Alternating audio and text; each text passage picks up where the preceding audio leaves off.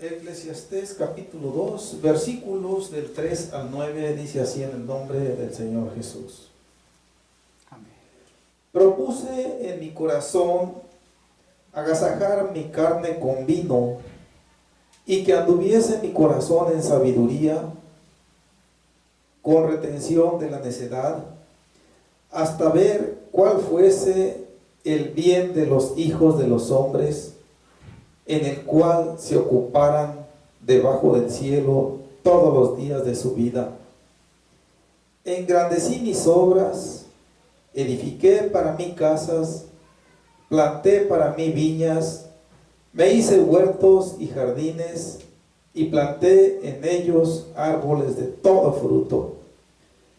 Me hice estanques de aguas para regar de ellos el bosque donde crecían los árboles. Compré siervos y siervas, y tuve siervos nacidos en casa. También tuve posesión grande de vacas y de ovejas, más que todos los que fueron antes de mí en Jerusalén. Me amontoné también plata y oro y tesoros preciados de reyes y de provincias. Me hice de cantores y cantoras, de los deleites de los hijos de los hombres, y de toda clase de instrumentos de música.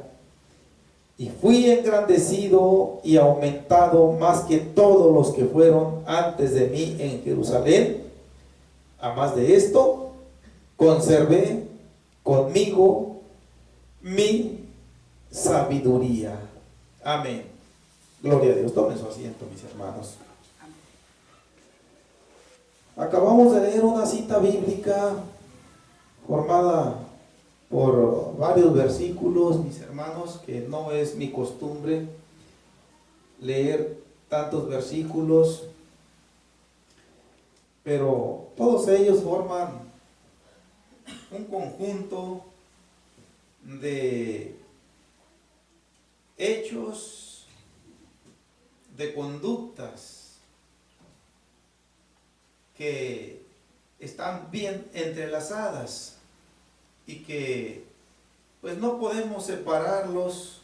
Tienen una secuencia muy unida, que lo menos que podemos hacer es verlos en conjunto y, como siempre, tratar de sacar nosotros el provecho espiritual que Dios finalmente es lo que quiere que hagamos, para que nuestras vidas se iluminen más con su palabra, para que nuestras vidas se rectifiquen más y de esa manera podamos nosotros hacer mejor defensa en contra de tantas tentaciones, de tantas acechanzas, de tantas artimañas que el mundo nos presenta, y que detrás de todo eso pues está el mismo Satanás. Y todo esto, mis hermanos, pues nos va a ser de grande bendición si nosotros tomamos la parte que nos corresponde, gloria a Dios. Amén. Si otros no la quieren tomar, eso que no nos vaya a nosotros a preocupar gran cosa, al extremo de que perdamos nuestra bendición. De hecho, siempre va a haber quienes no se interesen con seriedad en las promesas de Dios, quienes no tomen en cuenta como se debe sus prevenciones muy serias, pero nuestro compromiso es tomarlas, las tomen o no otros, crean o no otros, y así, en esa línea, mantenernos hasta que el Señor nos conceda dar el último respiro. Así de entrada, mis hermanos, acordémonos que en la predicación pasada concluimos todo lo relativo al versículo 2, y todas las citas bíblicas en que nos desplazamos con base en este versículo y que ahora debemos tener una comprensión más clara de esa mención que dice: a la risa dije enloqueces, y al placer de qué sirve esto. Y ya vimos que esa risa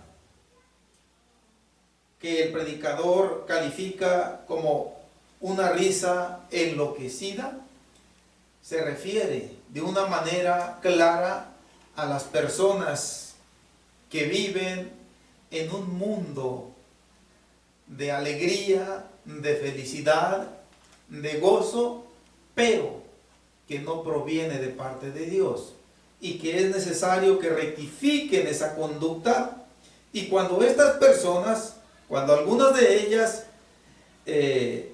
rectifican, obviamente por haber escuchado las buenas nuevas de salvación, se ven cara a cara con su pecado, con las consecuencias de este, y se ven cara a cara con Dios, el juez justo, y esto pues produce que esa risa cambie en llanto, en lamento, en aflicción, y que esa es una manifestación muy normal de aquel que empieza reconociendo su pecado y reconociendo que solamente Dios lo puede perdonar para que desaparezca de su vida. Y después, mis hermanos, pues viene una vida de gozo. Claro que las diferentes luchas y pruebas, aflicciones que el cristiano enfrenta en esta vida van a producir aflicción indudablemente, pero nunca van a lograr apagar ese gozo, esa paz, ese contentamiento que solamente Dios puede dar. Amén. Bien, acabo de mencionar una especie de síntesis de la predicación pasada. Ahora, en el contexto leído del versículo 3 al versículo 9, nosotros podemos ver con toda claridad aquí la vida, el testimonio, la conducta de un hombre y de una mujer enamorados del mundo.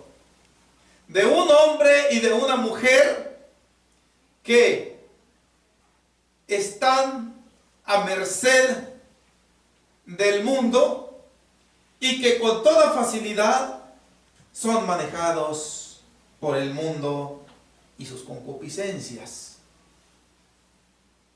A este tipo de personas, mis hermanos, creo que de alguna manera el apóstol Santiago se dirigió allá en el pasaje que vimos en el capítulo 4, versículo 8 y versículo 9, en donde dice: pecadores, acercaos a Dios y Dios se acercará a vosotros.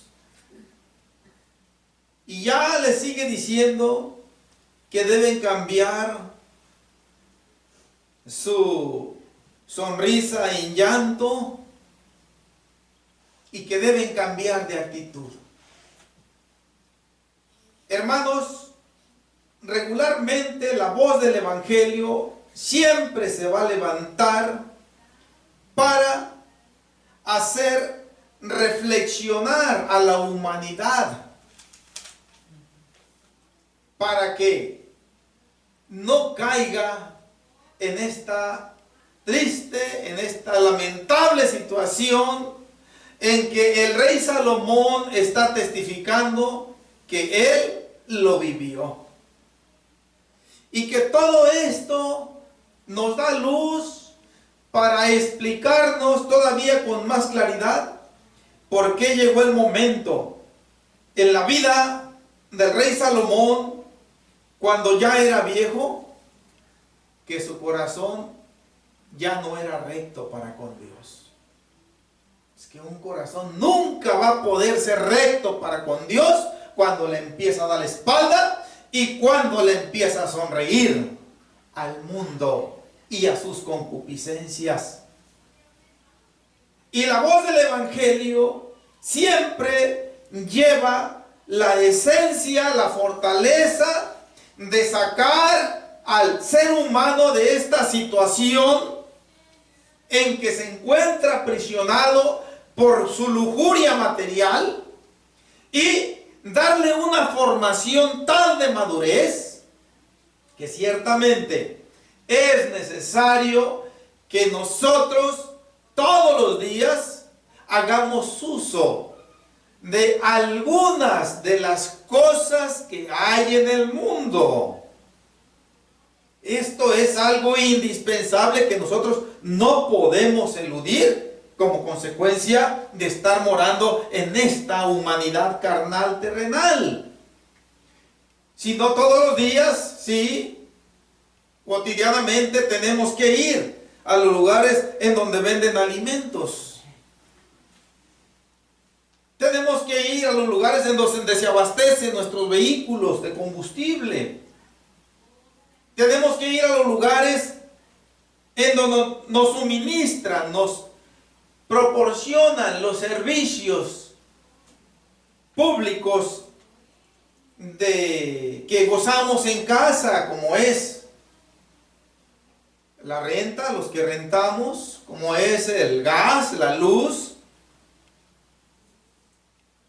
los servicios del teléfono, el agua potable, etcétera. Todas esas son cosas que hay en el mundo, como por mencionar algo nada más. Ya no vamos a adentrarnos en que cuando salimos de viaje o por ahí cada vez en cuando nos da por ir a disfrutar alguna comida, algún restaurante. Son cosas que hay en el mundo. Y nosotros, aunque querramos evitarlo, no vamos a poder hacerlo en su totalidad, sino que tenemos que usar las cosas del mundo. Pero el Señor, a través de su palabra, nos enseña cómo usar apropiadamente las cosas que hay en el mundo en la medida de la necesidad y que no seamos usados por el mundo, que es algo muy diferente. Aquí nosotros estamos viendo la vivencia no solamente del rey Salomón. El rey Salomón, pues dentro de lo que cabe, está siendo honesto y está diciendo lo que él se propuso hacer y lo logró. Lo que él logró por dos razones que él mismo menciona aquí. Una de ellas es usando esa palabra que está al principio del versículo 3. Se propuso, o sea, consciente y voluntariamente, él quiso saborear de una manera inapropiada, desmedida, las cosas que hay en el mundo, las riquezas, la fama, los bienes materiales. Y hermanos, el resultado nunca va a poder ser otro sino el fracaso espiritual. Sea quien se atreva a experimentar esto. No importa que haya sido una persona que haya caminado con Dios con toda integridad durante gran parte de su vida, pero en el momento en que decida empezar a hacer una amistad con el mundo manifiesta por su conducta, inmediatamente ahí empieza a constituirse en enemigo de Dios. En consecuencia, la desaprobación de Dios se hace presente. Y de ahí se devienen una serie de consecuencias fatales que arruinan por completo una vida que estuvo llena de la gracia de Dios, de la aprobación de Dios. De mi parte, a mí no ocupa platicarme de testimonios que yo he visto, hermanos, e inclusive yo estuve a punto de ser víctima de esto. Yo ya les he platicado el testimonio de mi vida en diferentes aspectos de la misma. Y pues obviamente que cuando la carnalidad de esta humanidad se levanta y el ser espiritual se va para abajo, esto es un atractivo que demerita, que arruina la vida del creyente. Sí. De los propósitos personales que nos menciona aquí en el versículo 3, quiero hacer una observación muy importante, mis hermanos, aquí en el versículo 3, y lo voy a leer, a releer, mejor dicho, dice: propuse en mi corazón agasajar mi carne con vino, y que anduviese mi corazón en sabiduría, con retención de la necedad, hasta ver cuál fuese el bien de los hijos de los hombres, en el cual se ocuparan debajo del cielo todos los días de su vida. Notemos cómo el rey Salomón adoptó una actitud egocentrista, que quiere decir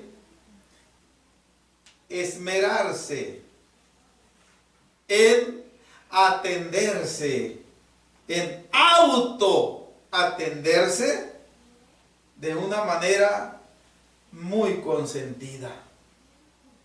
Esto quiere decir agasajar, tratar con esmero y con esplendidez a alguien. Y ese alguien podemos ser nosotros mismos. Así lo está diciendo.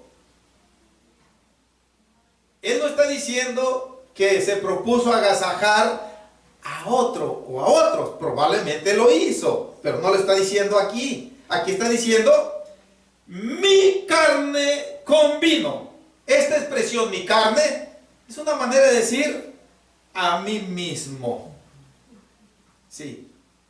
Mi sentir muy personal, muy egoísta, muy mezquino, aunque no le agrade a los demás, aunque no le agrade a Dios. Aquí está implícito todo esto. En otras palabras, él, cuando dice que se agasajó, dice que se autoatendió con mucho esmero. No hubo un capricho, un antojo que él tuviera y que no lo llevara a cabo.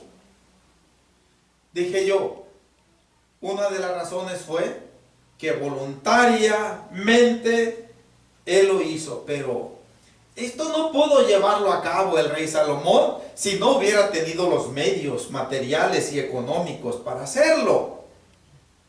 Entonces el otro factor que influyó para que él llevara a cabo todo esto es que tenía la manera, y la tenía en abundancia, no limitadamente. ¿Cuántas cosas, mis hermanos, vienen a perturbar la vida del creyente? Una de ellas es, aquí no quise mencionar parte del título, que es el engaño de los placeres. Uno de los engaños de los placeres es hacernos pensar que podemos servirle a Dios y que podemos tomarnos un autopermiso para irnos de vacaciones al mundo. Y que no va a haber problemas, porque de todas maneras vamos a seguir yendo a los cultos, vamos a seguir yendo a la iglesia, vamos a seguir orando, vamos a seguir cantando, vamos a seguir perteneciendo a la membresía. Pero ese es un engaño. Ante Dios sale sobrando toda la membresía de una iglesia. Ante Dios salen sobrando todos los ministerios de una iglesia, si no hay un corazón sincero y honesto que le honre. No hay vuelta de hoja. Tenemos que ver nosotros con esta claridad la vida, para que cuando sintamos que se quieren enseñorear de nosotros estos gustos, y que empezamos nosotros a sentir esa inclinación a agasajarnos. Ahora, aquí el rey Salomón, cuando dice mi carne con vino, él lo hizo literalmente. Él tenía, yo pienso que de todas las marcas de vinos emborrachadores que había en aquel entonces, no importa en qué país se produjera, de los mandaba a traer. Y parte de eso está aquí implícito: agasajar mi carne con vino. Él estuvo una y otra vez bajo la influencia del etílico. Y esto también vino a ocasionar que gradualmente, tal vez sin que él lo empezara a sentir, comenzara a darle la espalda al Señor y empezara a cultivar esa amistad con el mundo. Es lo que dice aquí, que él retuvo su sabiduría y retuvo también la necedad. Ya no lo había dicho cuando está diciendo que se propuso agasajar su carne con vino. Son dos cosas que no pueden estar unidas. Son dos cosas que no pueden compaginar. Son dos cosas que no pueden nunca ser aceptadas por Dios, y que todo siga como si nada estuviera pasando. Esto puede pasar, y de hecho pasa una y otra vez, ante los líderes religiosos de este tiempo, ante los pastores, ante los ministros, ante los responsables de las iglesias, que son testigos, se dan cuenta de esta manera de vivir de muchos de sus miembros, y que no se atreven a levantarles la voz, que no se atreven a amonestarlos, que no se atreven a tomarlos aparte para darles un consejo reprensivo, porque se me van a enojar, porque se me van a ir, porque ya no van a ofrendar, porque ya no van a diezmar. Y mejor, para que no pase eso, pues mejor pues que cada uno viva como se sienta más a gusto. Esto es la clásica vivencia religiosa.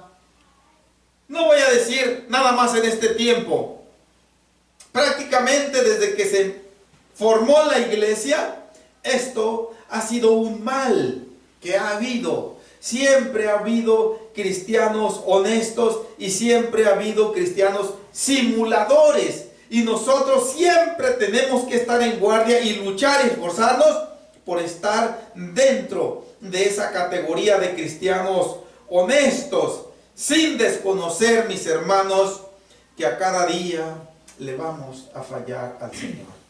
Ahora, ya describiendo de una manera clara, como lo hace aquí el predicador, después de hacernos ver sus propósitos personales, y pasa ahora a sus logros personales, y dice del versículo 4 en adelante: engrandecí mis obras, edifiqué para mí casas, planté para mí viñas, me hice huertos y jardines, y planté en ellos árboles de todo fruto, me hice estanques de aguas para regar de ellos el bosque donde crecían los árboles. Hasta aquí.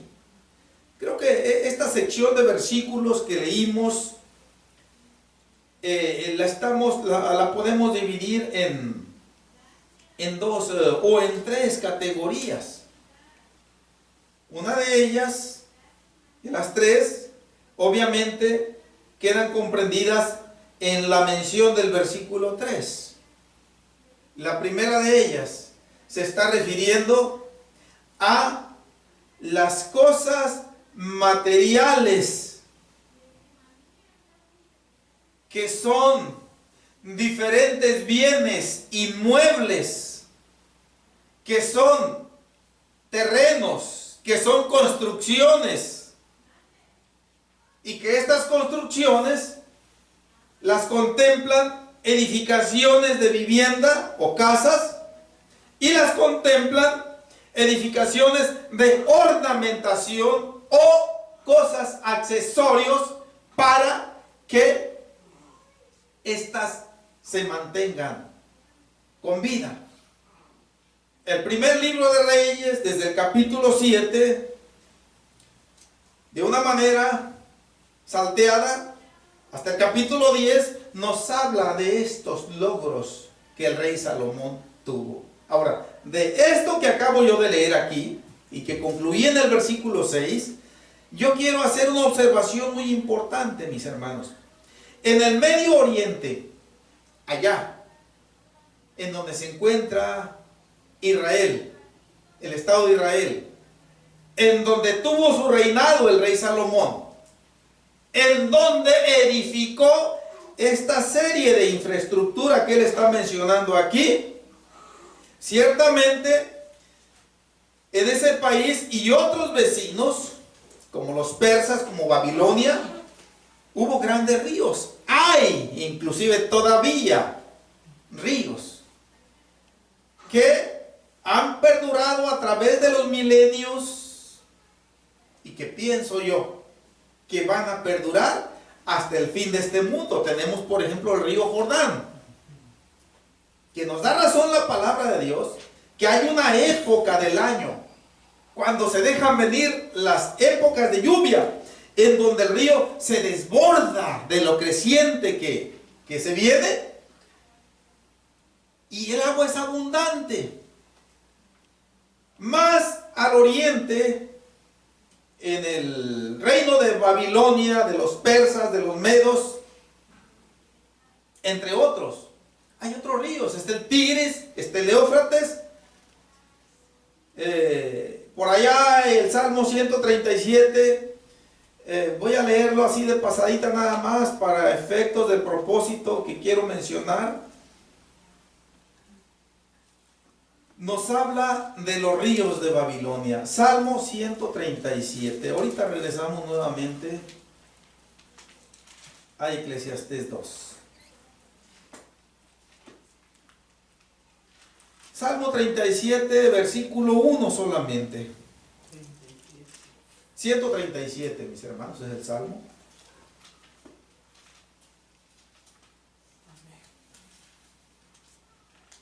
Dice así el versículo 1 solamente: junto a los ríos de Babilonia, ahí nos sentábamos y aún llorábamos, acordándonos de Sión. Si nosotros vamos a la geografía del Medio Oriente, no vamos a encontrar ríos que se llamen ríos de Babilonia. Pero esta es una manera de decir los ríos que se encuentran allá en Babilonia.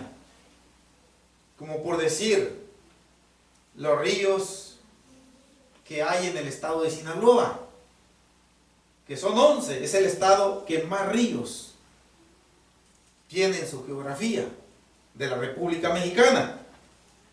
Bien, y los ríos de Babilonia, que acabamos de ver esa mención en el Salmo 137, versículo 1, son los ríos Tigris y el río Éufrates. Inclusive, el río Éufrates se menciona en varias partes de las Escrituras, si mal no recuerdo, hasta el Apocalipsis. Entonces, ¿por qué estoy mencionando todo esto? Porque es esa parte de la tierra que comprende el Medio Oriente prácticamente desde Israel hasta lo que es Babilonia, lo que viene siendo hoy Afganistán, Irak, Siria y todo eso, que fueron cambiando de nombres los pueblos que poblaron ahí. Primeramente fueron los babilonios, también llamados los caldeos. Después se les llamó ya los medos persas, porque fue ese reino quien fue y ocupó ese territorio. Guerrió contra Babilonia, los venció, los sojuzgó y quedó como predominante reino el Medo Persa. Medo Persa se le llama porque fueron dos reinos unidos, el de los medos y el de los persas. Y, hermanos, así fueron cambiando el nombre de esos reinos. Pero lo que no fue cambiando y nunca cambió y no ha cambiado es la topografía, lo que es el terreno propiamente dicho. Ahora, a donde yo quiero llegar con todo esto es que regularmente toda esa parte de la tierra es tierra desértica. No es muy fácil. Ciertamente los ríos fluyen todo el año, en ocasiones más llenos, en ocasiones más vacíos o con más bajo nivel, pero todo el año están fluyendo agua. Pero de nada sirve en mucho a sus pobladores si no hay un sistema que les permita aprovecharse de esa agua. Una ciudad, un poblado, de nada le sirve que el río, vamos a decir el río Jordán, esté bramando de agua, si solamente pueden apropiarse de ella al ir con cubetas y llevarla a determinada distancia, metros o kilómetros, para satisfacer las necesidades más elementales. Pero aquí el rey Salomón no está hablando de cubetas, ni siquiera de tinacos. Está hablando de torrentes de agua que él tuvo que aprovechar, porque dice en el versículo 6, me hice estanques de aguas para regar de ellos el bosque donde crecían los árboles. Esto nos está diciendo que él tuvo que disponer de una gran cantidad de volumen de agua, porque habla de huertos y de jardines, de árboles de todo fruto, y para mantener una exuberancia de verdor. En este tipo de vegetación se ocupa mucha agua. Pero, repito, el agua, aunque estaba ahí, pues, el problema es sacarla de su cauce. Y todavía, cuando dice me hice estanques, está hablando de una especie de lagunas o de lagos artificiales que el rey Salomón mandó construir. ¿Cómo le hizo para llenarlos? Realmente hasta ahorita no sabemos cómo. Lo cierto es que llevó a cabo obras, se sirvió de aparatos rudimentarios para extraer el agua y empezar a llenar esos estanques. Creo que Nehemías, permítanme, hace alusión a esto. Nehemías capítulo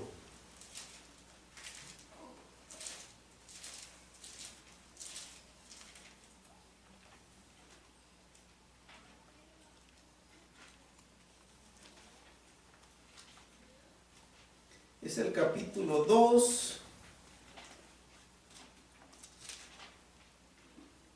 Cuando Nehemías obtiene el permiso del rey Artajerjes allá en Susa, allá en Babilonia, para venir a Jerusalén, porque le dieron noticia de que la ciudad estaba en ruinas, le dieron noticia de que los muros de la ciudad estaban destruidos, convertidos prácticamente en polvo, y que las puertas de la ciudad estaban quemadas, consumidas por el fuego. Dice que él oró a Dios y le pidió que le diera gracia ante el rey, porque era el copero del rey, y que le permitiera obtener el permiso para viajar a Jerusalén con el propósito de reedificar otra vez aquella ruina, muros, las puertas y la ciudad. Obtuvo el permiso con serias dificultades, viajó millas y más millas de día y de noche hasta que llegó a Jerusalén y verificó que era cierto que estaba en ruina la ciudad. Una noche sale acompañado por un pequeño grupo de compañeros para recorrer las ruinas de la ciudad. Y en el versículo 14 menciona las siguientes palabras. En su recorrido, miren lo que encontró. Dice: pasé luego a la puerta de la fuente y al estanque del rey, pero no había lugar por donde pasase la cabalgadura en que iba. Estaba tan atestado de escombros que no podía pasar ya el caballo, la mula, lo que hubiera sido el que iba a ir viajando. Pero el énfasis está en el estanque del rey. Esto nos da luz para deducir, volviendo a Eclesiastés, y así terminamos por hoy la predicación, mis hermanos, a Eclesiastés 6, en donde el rey Salomón dice: me hice estanques de aguas. Nos da pie para deducir que dentro de esos estanques, porque está en plural aquí, quiere decir que el rey se hizo estanques en diferentes lugares, tanto dentro de Jerusalén como fuera de Jerusalén. Y uno de sus estanques, pues ya nos dijo Nehemías, estaban ahí dentro de la ciudad, aunque lleno de ruinas y probablemente sin agua, pero ahí estaba ese estanque como un testimonio viviente de estas obras. No sé si sea correcto llamarle obras egocentristas, porque no estoy seguro, ya que pues los estanques de alguna manera ciertamente sirvieron, como dice el mismo versículo 6, para regar el bosque donde crecían los árboles, pero indudablemente que fue de grande utilidad a los demás pobladores de la ciudad de Jerusalén, mis hermanos. para que ya no tuvieran que ir hasta el río Jordán o alguna fuente de agua, que no son muy comunes en los desiertos. Pero todo esto como una conclusión ya para terminar la predicación, pero vamos a continuar viendo más el contexto ya que abarca hasta el versículo 9. Todo esto lleva a la finalidad de resaltar, mis hermanos, que el rey Salomón no se midió en gastos, en esfuerzos para llevar obras que no eran de fácil realización en esas áreas desérticas. Hablar de jardines, hablar de huertos, hablar de estanques de aguas y obviamente llenos de aguas, está hablando de una gran opulencia económica, de gente que tiene la manera de pagar día y noche, porque no solamente es poner en operación esto, llevar a cabo esto, sino sostenerlo día y noche. Tienen que estar gentes ahí, porque el agua no va a llegar sola de los estanques tampoco a los árboles. Tienen que haber trabajadores que ahí con la pala, ahí le abran raya o que impulsen el agua, no sé de qué manera. Tiene que haber indispensablemente elementos humanos para que esté funcionando todo esto día y noche. Cuando dice árboles de todo fruto, parte final del versículo 5, no quiere decir que de todos los árboles que hay, de todos los frutos que hay. Probablemente faltaba la guayaba, faltaban tal vez los chilicayotes ahí, pues sacaban los mangos, no saben. Pero sí está diciendo aquí que de todo fruto habido y por haber de aquella parte de la tierra, de aquella zona climática. Gloria a Dios. Amén. Bueno, mis hermanos, podemos cerrar nuestras Biblias. Gracias a Dios por su palabra. Sigamos adelante. Vamos a continuar con una predicación más, tal vez, o dos, sobre la continuación de los engaños o el engaño de los placeres, para continuar y terminar el contexto bíblico que estamos viendo. Vamos orando, mis hermanos. Vamos dándole gracias a Dios.